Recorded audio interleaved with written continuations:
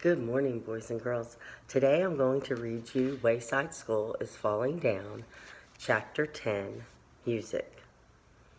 Benjamin still hadn't told anybody he wasn't Mark Miller. His grades have never been better. Mark Miller is a lot smarter than Benjamin Nushmut, he thought. When they chose up teams for kickball, he was always the first one picked. Mark Miller is a better kicker than Benjamin Nushmut, he realized. The girls in the class liked him too. Mark Miller is better looking than Benjamin Nushmut, he decided. But unfortunately, he knew he had to tell Miss Jules his real name. He sighed, then slowly raised his hand. Miss Jules gave him a tambourine. He had been so busy thinking about his problems, he hadn't noticed that Mrs. Jules was passing out musical instruments. She had just asked who would like the tambourine, so when he raised his hand, she gave it to him. Who would like the triangle? Asked Miss Jules. Joe raised his hand, and Miss Jules gave it to him.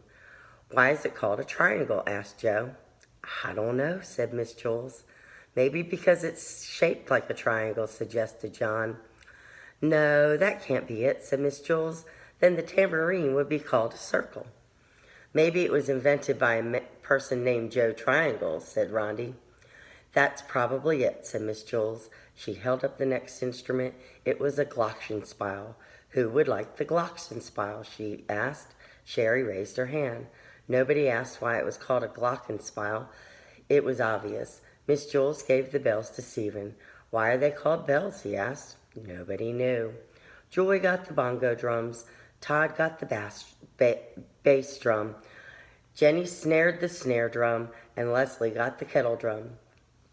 When they banged on them, it hurt everyone else's eardrums. Miss Jules gave one cymbal to Calvin and the other cymbal to BB.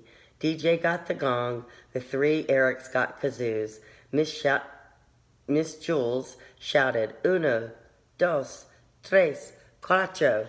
The children all played their instruments. They shook, rattled, rocked, and rolled.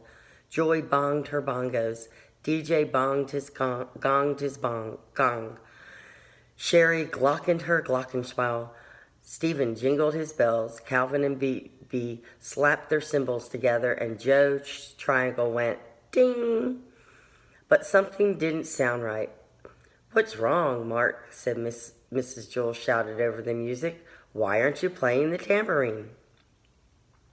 My name's not Mark, said Benjamin. It's Benjamin Nushmut. I'm sorry for not telling you before. What? asked Miss Jules. I can't hear you. My name isn't Mark, he said. It's Benjamin. Louder, said Miss Jules. So everyone played louder. Todd bashed his bass drum. Leslie cooked on her kettle drum. Calvin and BB crashed their cymbals together, and Joe's triangle went ting. My name is Benjamin, shouted Benjamin. Miss Jules put her hand to her ear. Louder, she said. So everyone played louder. DJ bonged his gong. Joy conjonged her bongos.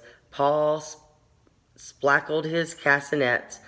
Jenny spaghettied her snare drum. Calvin and BB whammed their cymbals, and Joe's triangle went ting. My name's Benjamin Nushmut, hollered Benjamin Nushmut. Louder, yelled Miss Jules, so everyone played louder. The three Erics screamed into their kazoos. Calvin and BB ran to opposite sides of the room with their cymbals, then charged to each other. Suddenly, the doors flew open. A man entered. Benjamin had never seen him before. The whole class became very quiet. It was Mr. Kidwater, the principal. Calvin and BB screeched to a halt just in time. Their cymbals were less than an inch apart. Is something the matter, Mr. Kidswater? Asked Miss Jules. Several teachers have complained about your music, said Mr. Kidswater. Their students are having trouble hearing. I understand, said Miss Jules. Good, said Mr. Kidswater. He walked out of the room. Okay, you heard Mr. Kidswater, said Mrs. Jules. We'll play louder so everyone can hear. Uno, dos, tres, cuatro. They shook, rattled, rocked, and rolled. Benjamin trampled his trampoline. "Excellent, Mark," shouted Miss Jules. He smiled. He had never played so well before.